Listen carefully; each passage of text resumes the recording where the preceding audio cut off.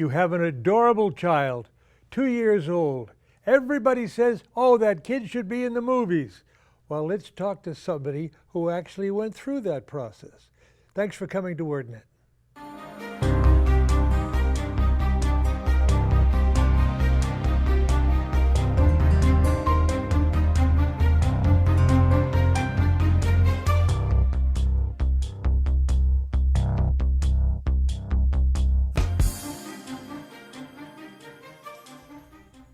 Hello again. Thank you for joining us on Wordnet. Today, I am very pleased to have a very special guest who I have known from my own parish. Her children and mine grew up together, and it's a pleasure to welcome Gigi Perreau Durrell as our guest today. And also, my good friend Sally, the rescue dog, who is reclining close by, and certainly one-on-one couldn't be better. Yeah, she's happy as a lark. It's great to have you here today. Thank you, Jack. How nice that we're able to do this now. Yeah, the first show we ever done together. I know. Although that's not true, actually, because you at our parish productions of musicals and original programming, you and I worked together. We did. Yeah, that's right. that's right. Well, that was you fun times. Started as a child actor, 2 years old, and how did it happen? Well, very briefly, actually, my brother was gorgeous. He looked like a little Freddie Bartholomew, very curly hair and big blue eyes.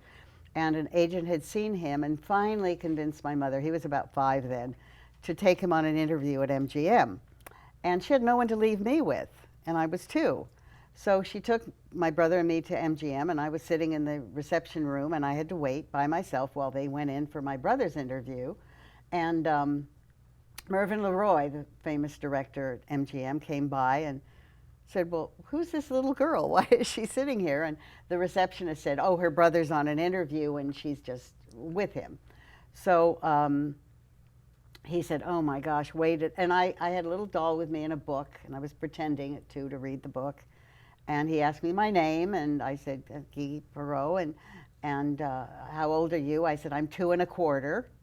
And he said, well, where are you from? And I said, my daddy's French and my mommy's English. And he said, waited, and when my mother came back, he said, we're looking for a French little girl to play the baby in Madame Curie. And it was Margaret O'Brien's first film as well. She played my older sister, and Walter Pidgeon and Greer Garson. And that was the beginning. And from there, it just happened. Just happened.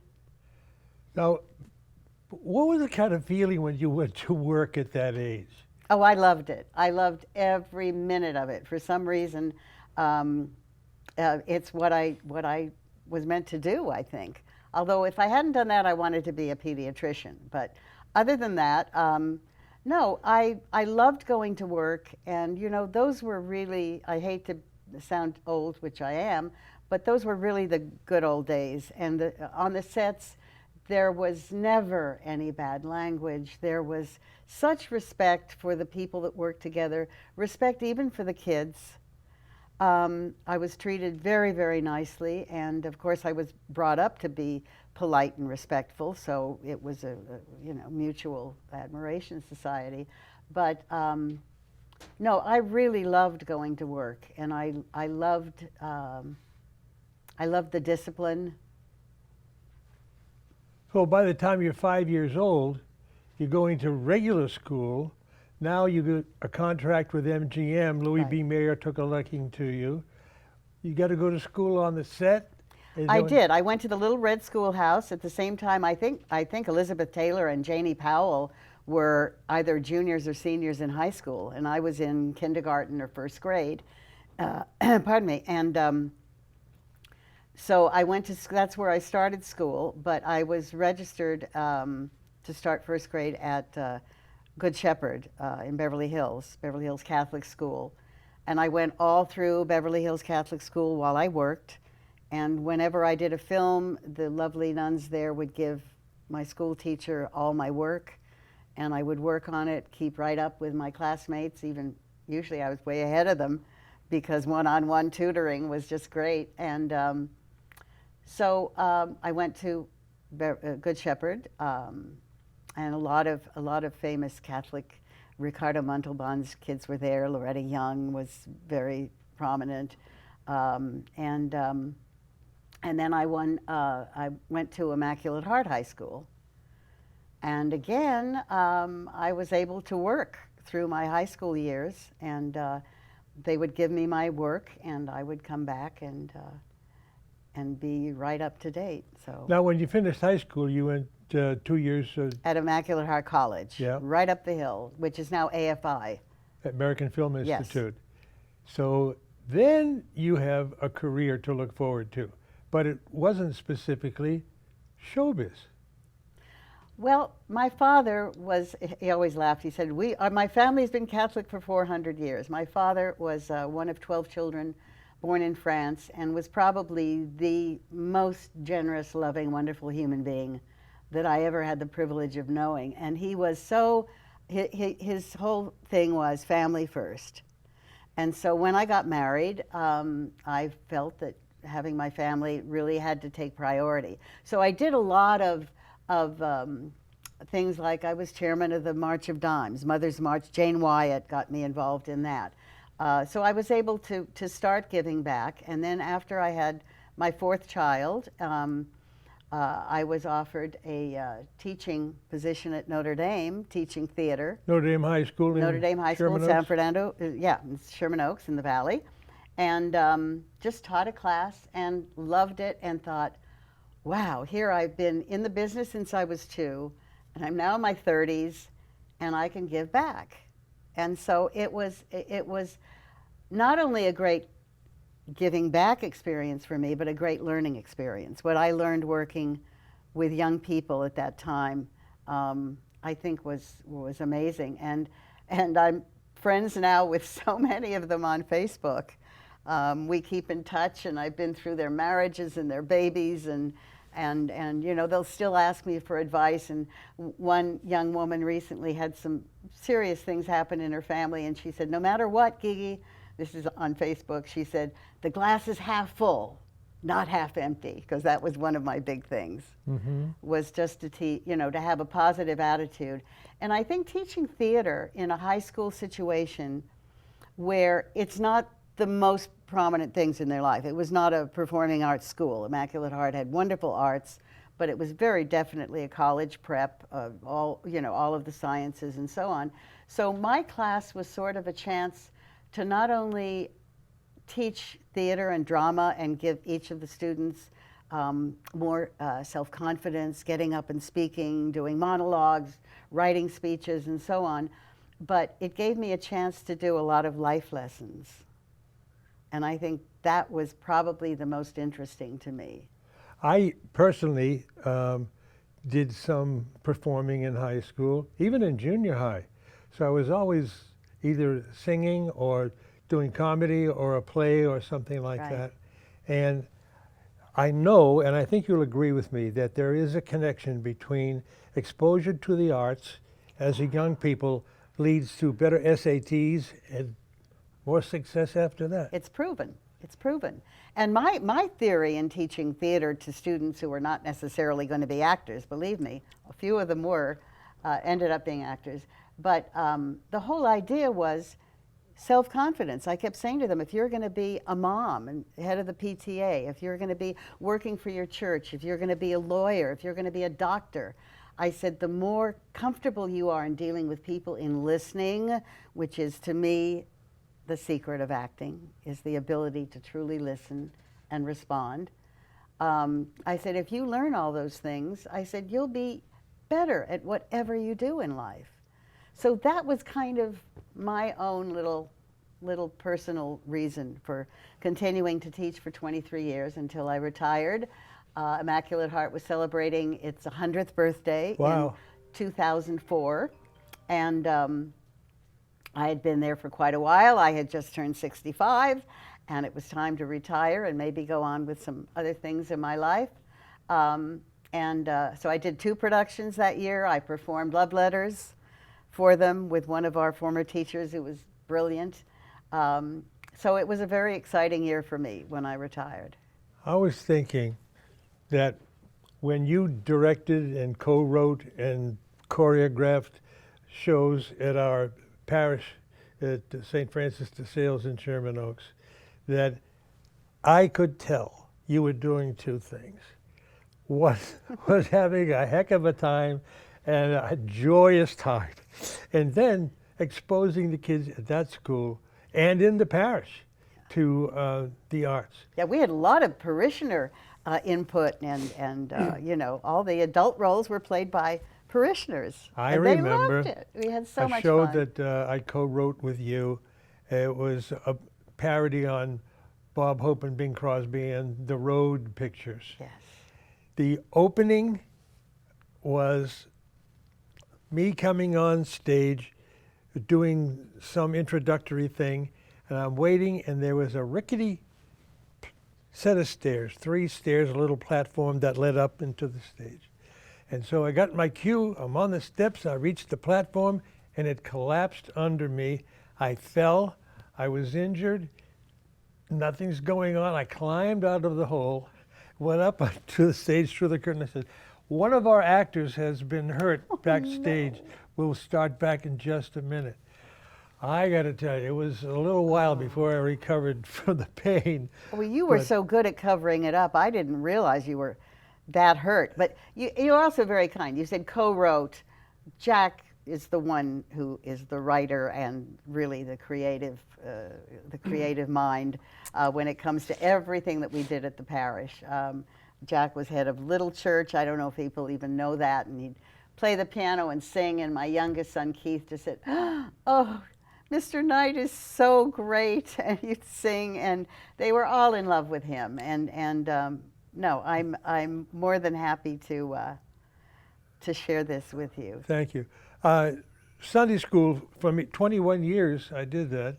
We separated the hour that the children were with us between music and games and then Christian education. So one day, the mother of one of the children said, "Did you teach the song Amen?" I said, "Yes, we did that every shift that we did." And she said, "Well, my son was on the pot the other day and he was singing that. And he asked me, I liked that song." And she said, "Well, who taught you?" And Mr. Jack, "Is he God?" And Sally Thompson, in her intimate way, as she tells the story, "No, he just thinks he is." I love that.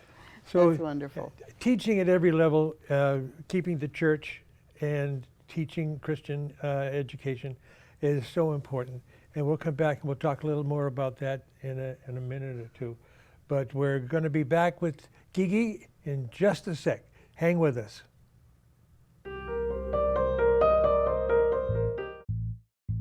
Do you want to fall in love with God? I'm sure we all want to. The book of Psalms contains the directions. Thousands of years ago, people like you and me talked to God out of the depths of their hearts, revealing an intimate love. Psalms are the expression of the faith in God by people around 3,000 years ago. God was not a mere abstract creator, but was present, involved, and a real person of power and emotions. Now, when we read or listen to the Psalms, we can know the intensity of this love. Entering into the influence of the Psalms, we can find a path to know and love God. To know more about the Psalms, you should get a copy of Father Mike Manning's booklet, The Psalms. It will help you to understand the 150 Psalms better as he has categorized them. He uses the technique of acts: adoration, contrition, thanksgiving, and supplication. Get your copy today and know the categories. Learn to pray with the Psalms. Call the number on the screen or email us. You can also get it through our website. Get your copy today. Thank you for rejoining us. I'm very happy to have as my guest today Gigi Perreau, child actress, drama coach, and fellow parishioner, and that is a long list that goes along too. So, Gigi, they call you Gigi, but that's not your real name. Well, it's my nickname. My name, my given name is Guylaine, which is a French-Belgian name spelled Ghislaine. So if you look at it, it looks like Ghislaine or whatever. The French pronunciation is Guylaine. So when I was a baby, I was Gigi, Ghi, and it was just the studio that took the H out and just made it Gigi. So even though my family always calls me Gigi, and that's what I kind of answer to, along with hey you, mom, you know, whatever, people think, they say, oh, Gigi Perreau. And I just, at that point, I just kind of give up. Now, when you're retired, Yes. and you're doing parish work, you also were a significant participant with the California Educational Theater Association. Right. Well, that was during my teaching years, and after. I stayed with them, of course, with CETA, the Southern California Educational Theater Association. And that's a group of drama teachers that were, number one, trying to get a credential for drama teachers, which they finally did after many, many years of hard work. But it was wonderful because that was where we prepared the kids for festival participation, Shakespeare Festival and a fall drama festival. And so the kids got to go out and compete. So many of the drama students are not jocks. So they're not involved in sports, many of them. So they don't get that team kind of fun thing and going out and competing with others. So with the Drama Teachers Association and the festivals, the kids were able to participate and to be rewarded for their work if it was exceptional, or just work and see that there were other kids, other quote unquote drama nerds that that were loving what they were doing. Well, your siblings must have either been very supportive or a little bit jealous. Well, my siblings basically were all in the industry at one point. I was the one who worked the most. My brother was Richard Miles, then Peter Miles, then Richard Miles. He was the little boy who starred in the Steinbeck film, The Red Pony, the original Red Pony. And he was wonderful. He was a wonderful actor. But when he started at Loyola High School in LA, it was a little, I don't know whether he was embarrassed to be an actor, but he just didn't really want to work as much anymore. He did eventually later, we did a TV series with Betty Hutton called The Betty Hutton Show. Only lasted a year, long story, which I won't go into. But he decided then not to act, and he was brilliant. He was a writer, he was an artist, published novelist as he was older. But he was in the business as a matter of fact, the film Enchantment that I did, I played Teresa Wright as a little girl, and he played David Niven as a little boy. So we worked together on several films, which was great fun. And then my sister Janine did a few films, but she was just much more into animals and playing and reading, and not quite into the acting part, and so on. And but she did quite a few things, and she was the only person that on the film series Superman actually flew her. How about that? Yes. That must have been a rigging job. It was very interesting, very interesting. Anyway, so Janine has done some things, and then my sister Lauren, who was born 10 years after Janine, after my younger sister, she did a couple of things, and now in her slightly older years, she's singing. And she's doing a lot of little singing gigs. So, you know, it's great fun. It's great fun. My parents were not in the business at all, but very supportive. My mother, occasionally, the two of us or the three of us were working at the same time. So my dad would go with my brother, my mother would go with me on the set, and a friend of my mother's would go with Janine. So that we were really kind of shuffling things around for a while. But it was always great fun, and a story that I think is important to share, to kind of share how important religion was to my family and to my dad, was when I was ready at Beverly Hills Catholic School to do my confirmation, I was offered a major film. And had I accepted that film, it was, pardon me, I'm going to have a little sip of water. Sure. It would have interfered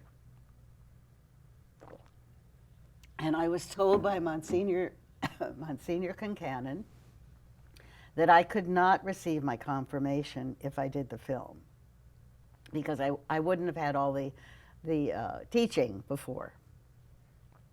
I chose confirmation.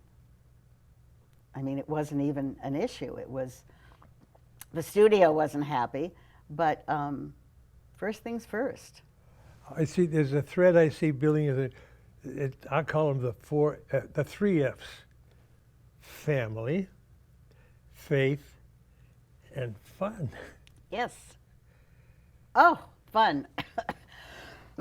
What would your experience working as a performer, what was the most fun? Just, I'm writing a memoir, maybe. I mean, I've got some chapters written that I'm calling, at this point, working title, Everybody's Little Girl, because it was so fun to have other parents as my parents when I did films. And we, you know, they always treated me as if I was their child. And so it was, I think I just really enjoyed it. I loved it. I took it very seriously. I was very, very disciplined. I always knew my lines. They always said, oh, one take, Gigi, let's get this one done. And, you know, we'll get it done one take. I felt I was very professional, and to me it was kind of fun to work with adults and to be treated as an equal. And I remember when the women's movement, feminist movement, they said equality for women and all this, and people would interview me and say, well, are you a feminist, and are you, you know, all into that? And I said, well, I think I just am. I said, because I've never felt I had to fight for that equality in my work. Later on in different issues, I'm sure things came up. But to me, it was really fun and exciting to be working in an adult world and being treated like that. Although I had friends and I loved them and we laughed. And my second thing about the glass half full always instead of half empty is a sense of humor gets you through anything. When you spoke about, oh, Gigi, one take, she's so through. I interviewed John Carradine. Oh my goodness. And I said, Mr. Carradine, with such a long career, there must have been moments where you drop a line or forget a movie. They always called me one take Carradine, he said. Oh, I love it, yeah. Well, you know, that was, I mean, being professional, and it made all the difference in who hired whom for movies. I remember one movie that I got, I forget, one of the little girl that they had hired had a real difficult time crying, and I was a crier. I could cry at the drop of a hat. I could match tears, you know. In that take, I had this tear coming down. Anyway, and so they felt they had to replace her. And I remember the agent called my mother, and my mother said, you're going to start work on such and such a film. You have to go to wardrobe today, and we have to do this and that. And I said, well, I did an interview for that. How did that happen? And they said, well, we need a little girl who can cry, who's a dramatic actress, so we've got to get Gigi. So they negotiated with my agent before I even knew what was going on, and there I was. And I think I had 3 or 4 major crying scenes in that film. No kidding. Yeah. A lot of hankies. A lot of hankies. Now, some of your students, a couple of note, Tyra Banks. Tyra Banks, who's just lovely and so successful now, and I'm, you know, very, very happy for her. Very bright woman. Meghan Markle. And Meghan Markle, who's the latest, the Duchess of Sussex. And it was very interesting because when Meghan became engaged to Prince Harry, the phone lines to Immaculate Heart and to me went, you know, just out of control. I had 50 to 100 requests for interviews, for going here and doing that, and it really became overwhelming. I had people knocking at my door. I'm from England with a thing, and can we, you know, and I go, how did you know where I live? How did you find me? So anyway, to make a long story short, I turned it over to my lovely daughter, Gina, who's a producer and director and in the business with her husband. And Gina said, Mom, don't worry about it. I'll take care of it. Give him my email, and I'll set it up. Well, about 2 weeks later, from making her in charge of all this, she said, "Mom, I think something fun has come up." And I said, "What?" And she said, "ITV wants to bring us both to England, first class, and have you commentate on the wedding and do some interviews and discuss your career." And I went, "I've never been to England. That would be great fun." So we got to go shopping and do things and prepare to go to England. So I was there for that beautiful wedding and did lots of interviews and had a great time. But yes, Megan was one of my students and sparkled from the very beginning. And in the procession, she's in the carriage with the prince. She drives by and she sees you. She What does she do? spotted me. Just this look of shock on her face because I had just done something and I had the Immaculate Heart banner. And I was right by the fence with the Immaculate Heart banner, you know, being one of the people waving and greeting her. And she kind of looked and boom, it was just a second. The horses don't stop. So the carriage kept going. But it was really fun. And I loved being there. And I think it was, you know, it was just a beautiful, beautiful wedding. Well, you know, as I look closer at your career, I've looked at it fairly closely. I've been involved in it a little bit. That's true. I say to myself, it is the faith part that probably would, and the faith and the failure, even though all of it was fun. And what do you think you might do in the future? Well, I am a legal guardian of a very lovely young lady whose mother passed away and asked me if I would care for her. So I have that lovely child with me, and also I have a granddaughter that I have raised. She's now 17, since she was 3 years old.